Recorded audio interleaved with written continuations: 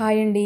మీరు చాలా రకాల మురుకులు తిని ఉంటారు, కానీ నేను ఈరోజు చూపిస్తున్నా కదండి, ఈ టైప్ మురుకులు ఎప్పుడు తిని ఉండరండి. టేస్ట్ మాత్రం సూపర్ ఉంటుంది, తక్కువ ఆయిల్ పిలుస్తుందండి. అయితే దానికి కావాల్సింది ఒక కడాయిలో 2 కప్ వాటర్ తీసుకున్నానండి. కరెక్ట్ మెజర్మెంట్తో చేయండి, పర్ఫెక్ట్గా వస్తుంది. అందులోనే బటర్ వేసి కాస్త మరిగాక 1 కప్పు బొంబాయి రవ్వ ఇలా ఉడకబెట్టుకున్నానండి.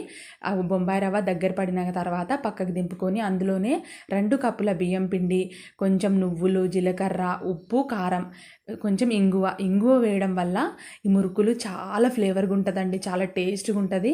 కొంచెం నీళ్ళు పోసుకుంటూ మనం మురుకుల పిండికి ఏ విధంగా కలపాలో అదే విధంగా ఇలా చూస్తున్నారు కదా, ఇలా మెత్తగా కలుపుకొని మురుకుల గొట్టం ఉంటుంది కదండి, అందులో ఇలా వేసి చిన్న చిన్న మురుకులు చేసుకొని తింటే సూపర్ ఉంటుందండి. ఆయిల్ కూడా చాలా తక్కువ అబ్జర్వ్ చేస్తుంది.